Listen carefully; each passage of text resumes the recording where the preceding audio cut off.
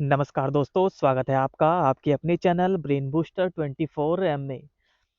दोस्तों, जो हमने एक सीरीज चलाई हुई है जिसमें हम आपको आधुनिक भारत के 1000 प्रश्न हम आपको कराने वाले हैं, उसी की आज हमारी दूसरी वीडियो है। ठीक है, इस वीडियो में हम बात करेंगे भारतीय इतिहास के कुछ महत्वपूर्ण प्रश्नों के बारे में।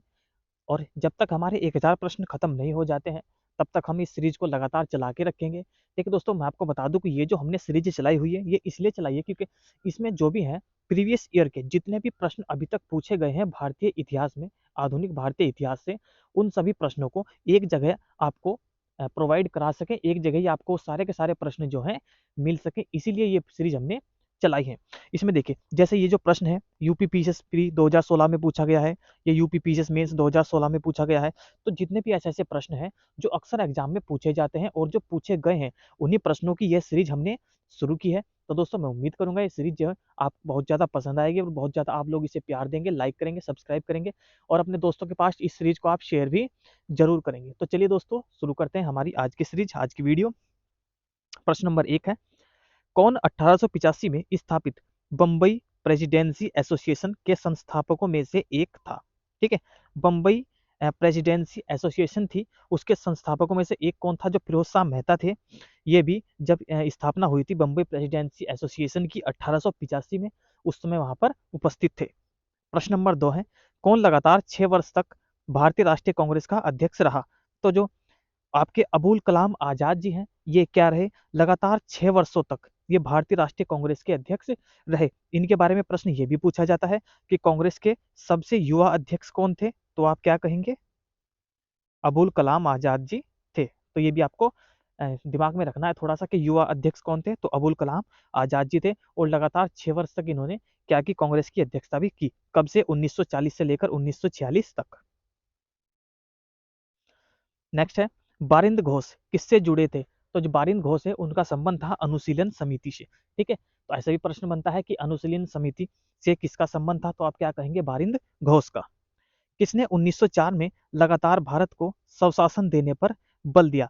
तो ये कौन थे जिसने लगातार भारत को स्वशासन देने पर बल दिया था? तो ये थे दादा भाई नौरोजी। दादा भाई नौरोजी को ओल्ड मैन भी कहा जाता है। ठीक है, इस नाम से भी इन्हें संबोधित किया जाता है। इनकी एक बहुत महत्वपूर्ण पुस्तक है un British rule in India, ये भी आपको थोड़ा सा पता होना चाहिए। नेक्स्ट देखिए, भारतीय राष्ट्रीय कांग्रेस के किस अधिवेशन में सी विजय राघव चेरियर ने अध्यक्षता की थी? सी विजय राघव चेरियर ने अध्यक्षता की थी, तो ये था नागपुर का अधिवेशन, तो 1920 में। किसके विरोध में रविंद्रनाथ टैगोर ने अपनी नाइटहुड की उपाधि परित्याग कर दी थी? देखिए, जलियांवाला बाग जब हत्याकांड हुआ था 1919 में, इसी हत्याकांड के बाद ही जो रविंद्रनाथ टैगोर जी थे, उन्होंने अपनी जो नाइटहुड की उपाधि थी वह त्याग उन्होंने कर दी थी। किसने नील की खेती के संबंध में चंपारण में महात्मा गांधी को आमंत्रित किया था? तो ये था राजकुमार शुक्ल। ठीक है, जब चंपारण सत्याग्रह होता है, प्रश्न पूछा जाता है कि चंपारण सत्याग्रह में जो महात्मा गांधी जी थे वह किसके आमंत्रण पर आए थे? तो आपका जो आंसर हो जाएगा वह राजकुमार शुक्ल के आमंत्रण पर ये आए थे। चलिए नेक्स्ट देखिए, किस आंदोलन में महिलाओं की भागीदारी सर्वाधिक मानी जाती है? तो जो नमक आंदोलन हुआ था, ठीक है, नमक आंदोलन में महिलाओं की भागीदारी सर्वाधिक मानी जाती है। ठीक है, यूपी पीसीएस मेंस 2016 का ये प्रश्न है, काफी महत्वपूर्ण प्रश्न है। किस आंदोलन में महिलाओं की भागीदारी अधिक मानी जाती है? तो जो नमक आंदोलन था उसमें मानी जाती है।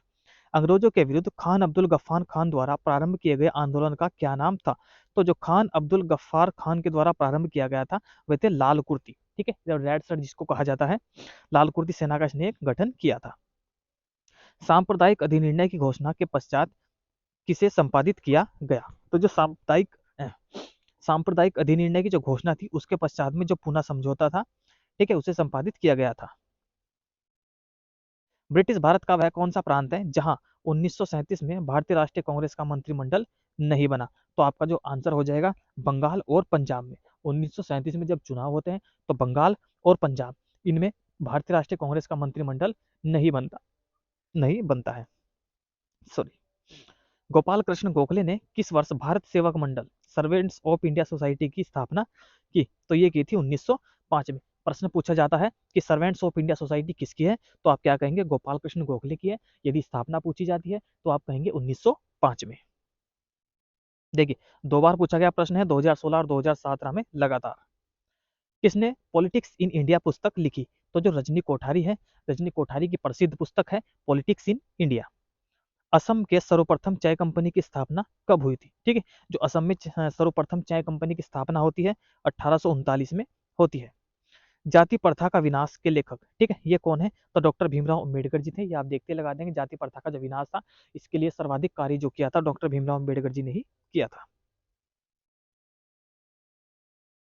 भारत के संदर्भ में शासन में पितृसत्तात्मक दृष्टिकोण किससे संबंधित माना जाता है? तो ये माना जाता है थॉमस मुनरो से। तो ये भारत के संदर्भ में, देखिए कितना महत्वपूर्ण प्रश्न है कि भारत के संदर्भ में या भारत के संदर्भ में शासन में पितृसत्तात्मक दृष्टिकोण किससे संबंधित माना जाता है? तो आप क्या कहेंगे? थॉमस मुनरो से। The roots of ancient India के लेखक, ठीक है, W.A. Fairservis. The roots of Indian ancient India के लेखक माने जाते हैं W.A. Fair service.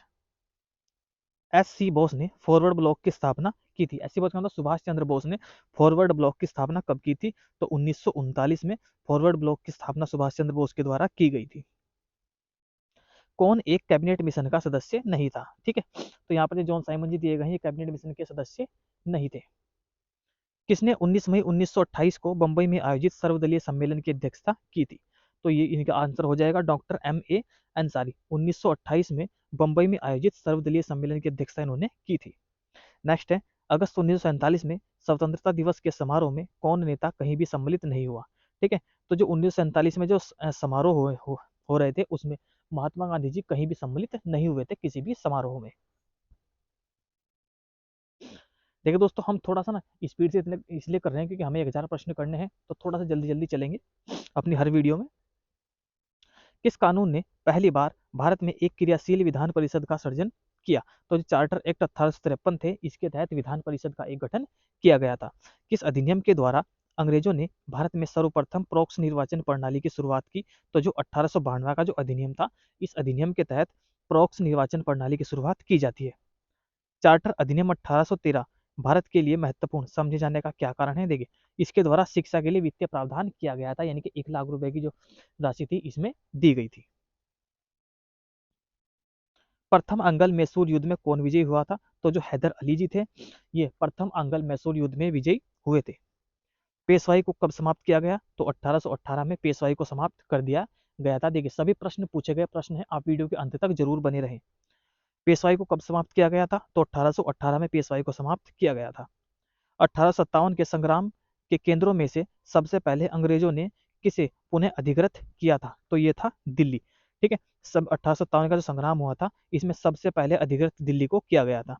कौन इलाहाबाद में 1857 के संग्राम का नेता था? तो जो लियाकत अली थे, यह इलाहाबाद से नेतृत्व कर रहे थे।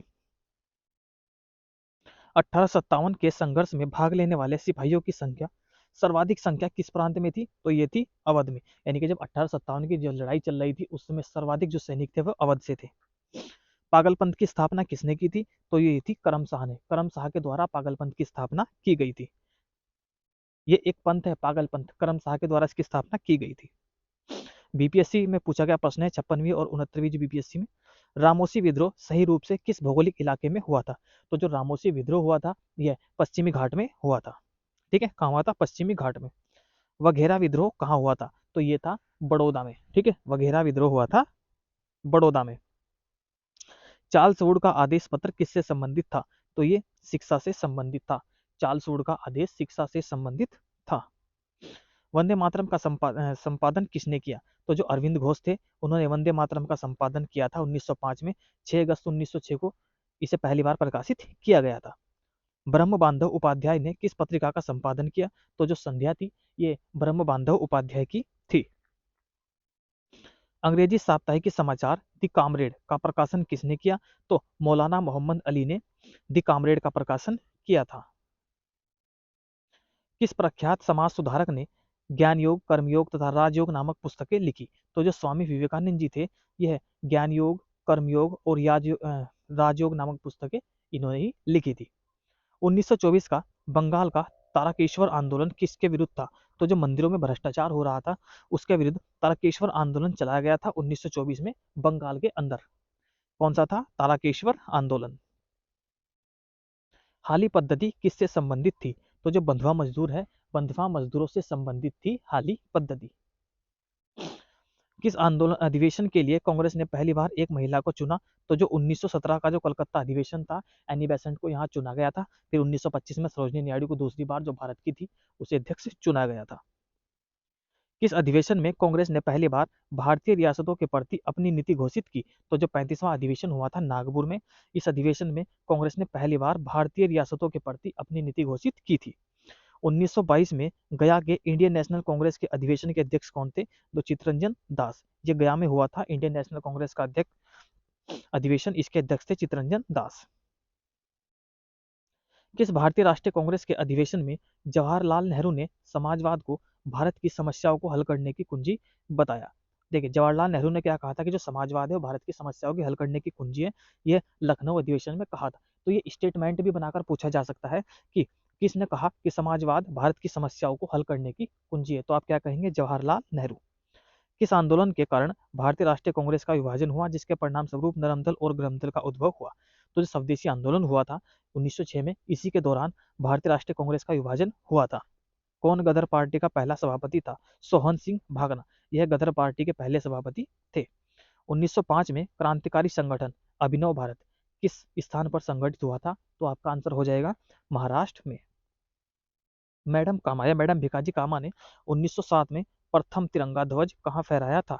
तो ये स्टुटगार्ट में फहराया था, जर्मनी में आयोजित इंटरनेशनल सोशलिस्ट कॉन्फ्रेंस में। ठीक है, स्टुटगार्ट, ये मैडम कामा ने तिरंगा फहराया था। बंग भंग के बाद कौन सा आंदोलन शुरू हुआ? तो बंग भंग के बाद स्वदेशी आंदोलन शुरू हुआ था। बंग भंग एक आंदोलन हुआ था, उसके तुरंत बाद इसे स्वदेशी आंदोलन को शुरू किया गया था। सरफरोशी की तमन्ना अब हमारे दिल में है, देखना है जोर कितना बाजू एक कातिल में है, किसने कहा था? तो ये राम प्रसाद बिस्मिल जी का कथन है। कौन काकोरी कांड मुकदमे में सरकारी वकील था? जगत नारायण मुल्ला। ये काकोरी कांड जो मुकदमा हुआ था, उसमें सरकारी वकील बनाए गए थे जगत नारायण मुल्ला। 20वीं सदी के प्रारंभिक वर्षों में कांग्रेस में विभाजन की प्रक्रिया किस कारण शुरू हुई? तो आपका आंसर है कांग्रेस आंदोलन की रणनीति पर, कांग्रेस आंदोलनों के उद्देश्यों पर। ठीक है, यानी कि उसकी जो रणनीति थी उसी की वजह से ही उसमें फूट पड़ी। अखिल भारतीय किसान सभा के संस्थापक जयप्रकाश नारायण। ठीक है, अखिल भारतीय किसान सभा के संस्थापक पूछे जाते हैं तो आप क्या कहेंगे? जयप्रकाश नारायण। स्वामी सहजानंद। ठीक है, देखिए स्वामी सहजानंद सरस्वती ने भूमि और जलमार्ग के राष्ट्रीयकरण की मांग के साथ अपनी मृत्यु के पूर्व किस संगठन का गठन किया? तो आपका आंसर हो जाएगा अखिल भारतीय संयुक्त किसान सभा। सत्येंद्र नाथ टैगोर द्वारा स्थापित दल का क्या नाम था? तो उन्होंने जो दल गठन किया था क्रांतिकारी साम्यवादी दल, किसके द्वारा? सत्येंद्र नाथ टैगोर के द्वारा। रोलेट सत्याग्रह का संबंध है रोलेट अधिनियम सेडिसन कमेटी की सिफारिश पर आधारित। रोलेट सत्याग्रह में गांधी जी ने होम रूल लीग का उपयोग करने का प्रयास किया था। ठीक है, रोलेट एक्ट का संबंध किससे है? जो जो सेडिसन कमेटी की सिफारिश पर आधारित था रोलेट। ठीक है, और रोलेट सत्याग्रह में गांधी जी ने होम रूल लीग का उपयोग करने का प्रयास किया था। किस क्षेत्र में राहुल सांकृत्यान 1920 के असहयोग आंदोलन में सक्रिय थे? तो ये छपरा से थे। ठीक है, छपरा से राहुल सांकृत्यान थे। दक्षिण अफ्रीका के किस रेलवे स्टेशन पर गांधी को ट्रेन से फेंका? जो ये पीटर मारिट्सबर्ग है, यहीं से महात्मा गांधी जी को फेंक दिया गया था। Peter Maritzburg. किस घटना के बाद महात्मा गांधी ने असहयोग आंदोलन को अपनी हिमालय जैसी भूल बताई? तो ये थी चोरा चोरी कांड। ठीक है, इस घटना के बाद ही कहा था महात्मा गांधी जी ने कि ये क्या है? हमारी हिमालय जैसी भूल है। गांधी जी ने राजनीति का जो प्रतिमान प्रस्तुत किया उसमें कौन सी विशेषता नहीं है? तो जो सत्ता, सत्ता आपको पता है कि उसमें सत्ता बिल्कुल भी नहीं है, वो सत्ता के पक्ष में बिल्कुल भी नहीं थे। गांधी को वन मैन बाउंड्री फोर्स कहकर किसने संबोधित किया? ठीक है, तो ये माउंटबेटन ने गांधी जी को वन मैन बाउंड्री फोर्स कहा था। कौन कहा करते थे गलत साधन हमें कभी भी सही उद्देश्य तक नहीं ले जा सकते? तो ये भी कथन महात्मा गांधी जी का था। कौन इस सिद्धांत के प्रबल समर्थक थे कि जो नैतिक दृष्टिकोण से गलत है वह राजनीतिक दृष्टिकोण से भी सही नहीं हो सकती? तो ये कथन भी किसका है? महात्मा गांधी जी का कथन है। महात्मा गांधी ने अपना पहला जनभाषण कहाँ दिया था? तो जो वाराणसी है, जहाँ पर बीएचयू है, बनारस हिंदू विश्वविद्यालय, वहां पर अपना पहला जनभाषण उन्होंने दिया था। नेक्स्ट देखिए, नेहरू रिपोर्ट किसकी अध्यक्षता में एक कमेटी द्वारा तैयार की गई थी और इसका विषय क्या था? ठीक है, जो नेहरू रिपोर्ट थी वो मोतीलाल नेहरू की अध्यक्षता में तैयार की गई थी और इसका जो विषय था वह था संवैधानिक सुधार। एक मिनट, ठीक है, संवैधानिक व्यवस्था इसका उद्देश्य था। मुस्लिम लीग के किस अधिवेशन में M.A. जिन्ना ने अपने 14 सूत्रीय प्रस्ताव रखे थे? तो ये रखे थे 1929 में मुस्लिम लीग के अधिवेशन में। प्रश्न ये भी बन सकता है कि 14 सूत्रीय मांग किसने रखी थी? तो आप क्या कहेंगे? मोहम्मद अली जिन्ना ने। किसने अप्रैल 1930 में नमक कानून तोड़ने के लिए तंजौर तट पर एक अभियान संगठित किया था? तो ये थे सी राजगोपालचारी। ठीक है, वेदरनयन मार्च इसे कहा जाता है। नमक कानून तोड़ने के लिए कहां पर? तंजौर के तट पर, सी राजगोपालचारी ने।